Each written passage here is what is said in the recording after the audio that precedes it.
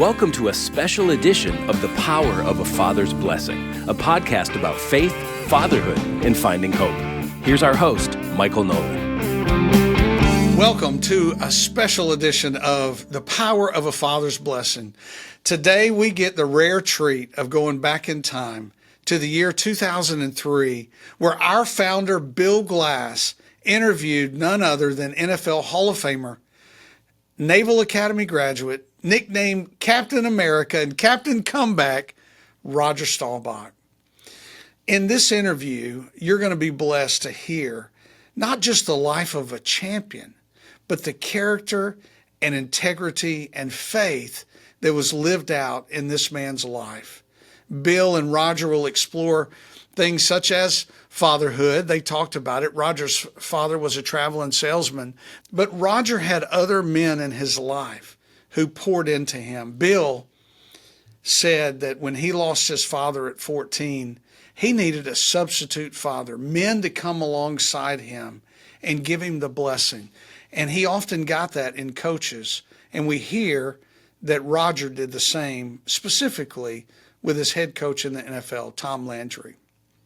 This conversation is not only inspiring, but it's timeless. I mean, it's just as good today as it was in 2003. So sit back, enjoy, listen, watch, and just be blessed by everything that Bill and Roger will share with you.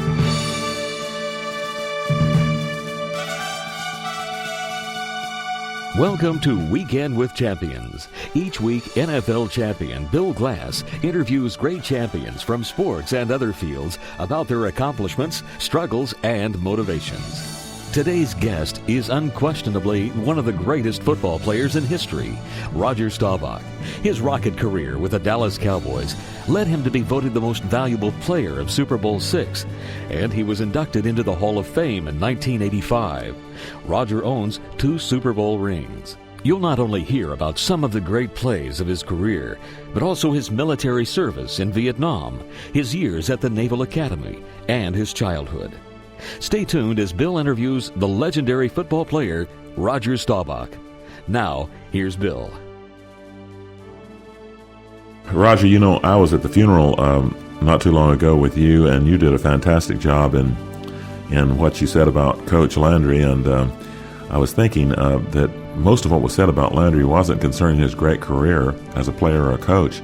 It was about the significant things that he did in his life that had nothing to do with football, or at least it was tied into football, but not specifically football. Have you thought a great deal, as I have since then, about what makes a man significant?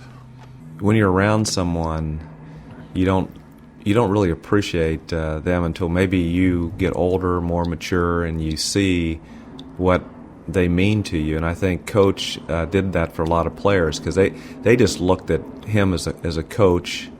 Initially, you know, you're just making the team, or if you get mad at him, if you're cut from the football team. I mean, obviously you're not happy about that, but you're around this human being, and that's why a lot of players that came back that had difficulties with Coach Lang, maybe didn't make the team, but they really respected him as a human being. And even the ones that they just, because they've been through life and they want to see this example that is consistent.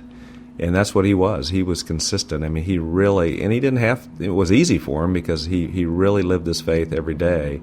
And in front of us as players, we looked at him more as a coach, but as we matured, we saw him as a human being that was just a really great human being. Well, you know, he said, God first, family second, team third, and that was sort of his philosophy, wasn't it?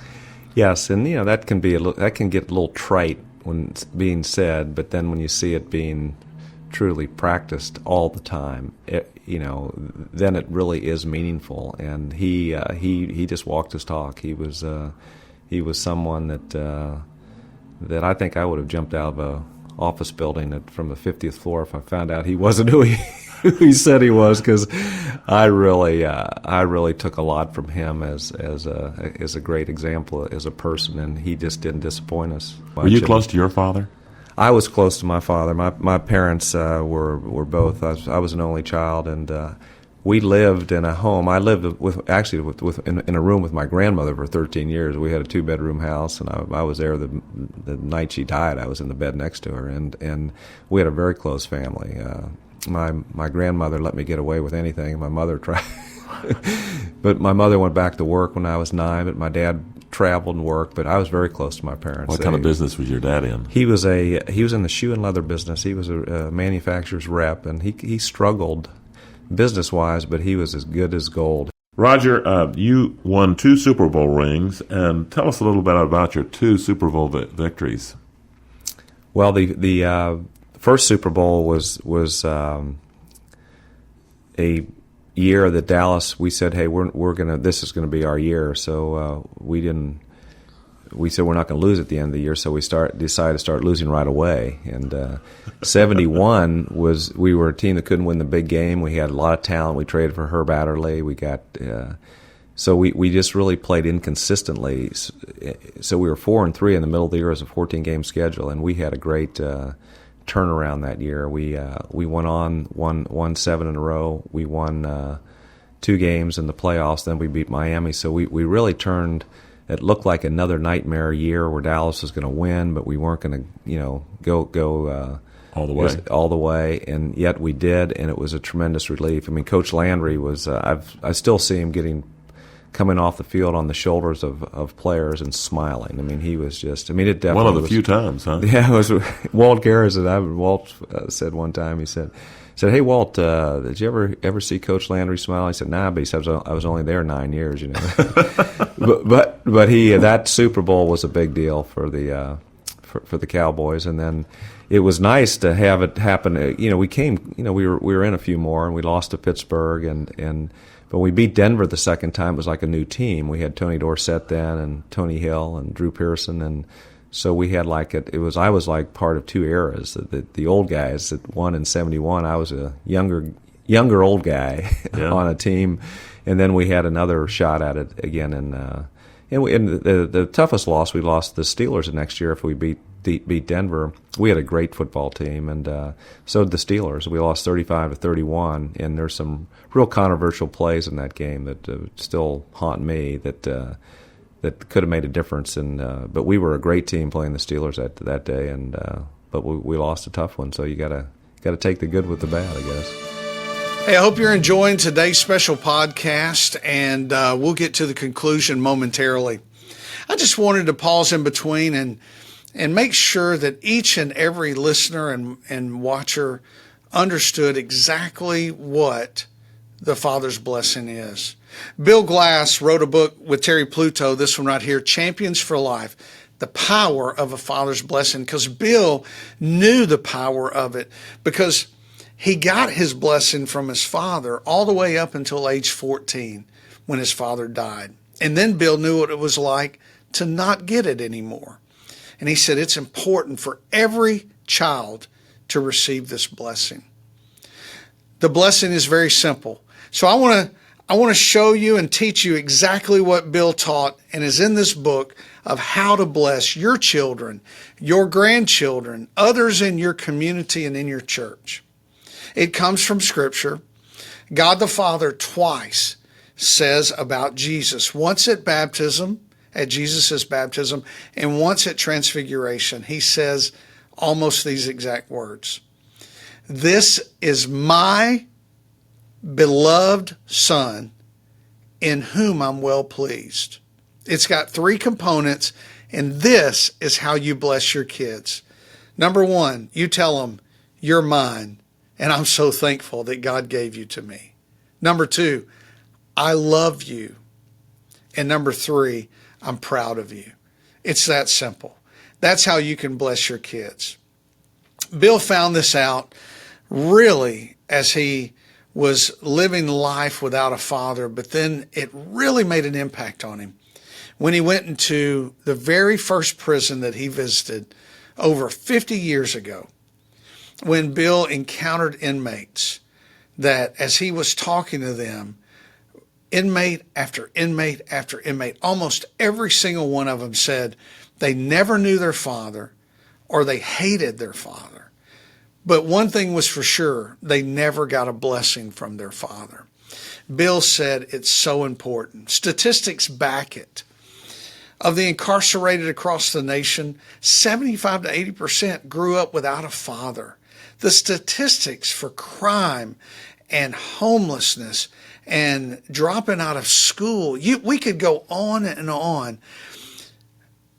The presence of a father and receiving the blessing from that father means the world to our kids, and there's true power in it. So I want to challenge you. If you've never shared the blessing with your children, do it today. If you don't have children, find someone that you know, relatives, someone in your community or that you go to church with. Find them, bless them, teach them this. Hey, I'd love to send you a copy of the book. If you drop a line at the email below, let me know what's going on in your life. Let me know that you shared the blessing. Maybe you've done it your whole life to your kids. I'd love to hear from you. Maybe you've done it for the first time today. I'd love to hear from you. And I'd love to send a copy of Bill and Terry's book to you for dropping me a line. Hey, we're behind you at Bill Glass Behind the Walls. We're praying for you, and we'd love to hear those great stories. Did you know that fatherless families are 4 times more likely to live in poverty than married couple families? This sobering reality reminds us how vital strong family structures are, and why mentorship and positive male role models can make such a powerful difference in breaking cycles of poverty and despair. If you're interested in learning more about fatherhood, please visit afathersblessing.com. You'll find resources, encouragement, and practical tools to help you be the dad your children need. And now, back to our podcast. Tell me, Roger, what is it that is most significant to you concerning your own faith and how it's affected the way you played the game and then the way you've reared your family and the way you've run your company? How am I going to answer that one, Bill? That's a that's a big one. Isn't it? Yeah, I think I've looked at my faith. It's not like part of your portfolio. You got your family, you got your business, you got your athletic life, it's encompassed in every part of your life. It's just it's the common thread that you have, that because your faith has to kick in as you raise your children, or your relationship to your wife. I think you have to work on your giving side a little bit more, and that's where your spirituality is. And I think you have that really helps you get that balance. We have permanence to this life, and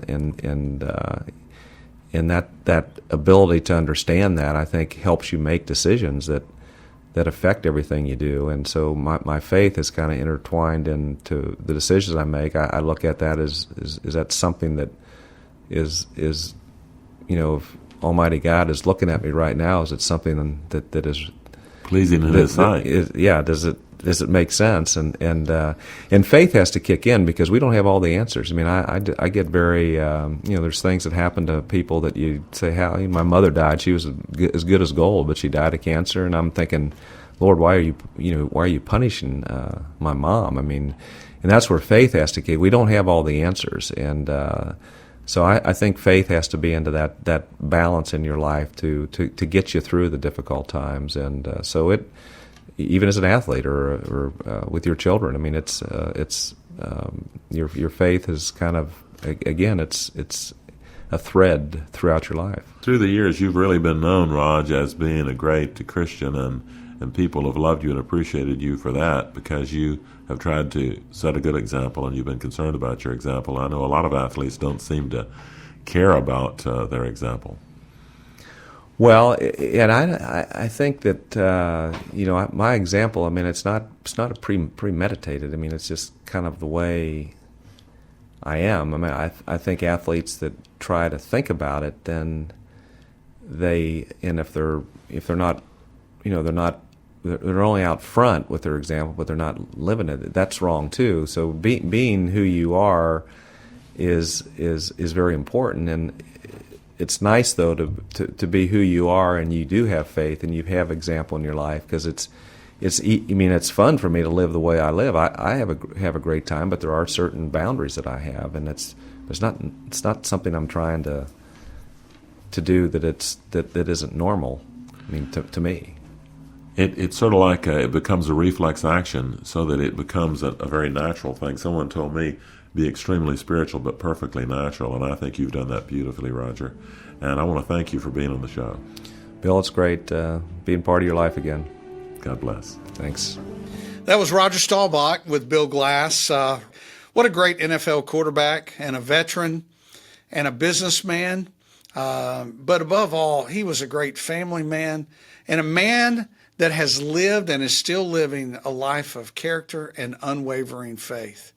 His story reminds us that it's not just what we achieve in sports or accumulate in life. It's what we do in life and who we serve and whom we serve in Christ. As Bill Glass shared towards the end of the conversation, each of us should consider the legacy that we're building. Each of us should consider if people would say that we lived a life with purpose, with faith, and with love. And are we actually living a life that points people to Christ? But in addition to that, fathers, are we giving our kids the blessing? Are we telling them that we're so glad God gave them to us and we love them and we're proud of them? We can do that to our kids, our grandkids. We can do it to neighborhood kids and kids in our church. They all need to be hearing the blessing on a regular basis. So I challenge you, step into these lives, give them the blessing because there's power in it. Listen, thanks for joining us today. If today's podcast and Roger's story touched your heart, share it with some people. Let them be blessed by it as well. And remember, the measure of a champion is not in the stats, but instead, it's a life that's well lived. God bless you. Have a great day. The Power of a Father's Blessing podcast is brought to you by Bill Glass Behind the Walls. We'd love for you to experience the power of sharing hope firsthand. Come with us behind the walls and be part of something eternal. Visit behindthewalls.com to find an event near you and sign up today.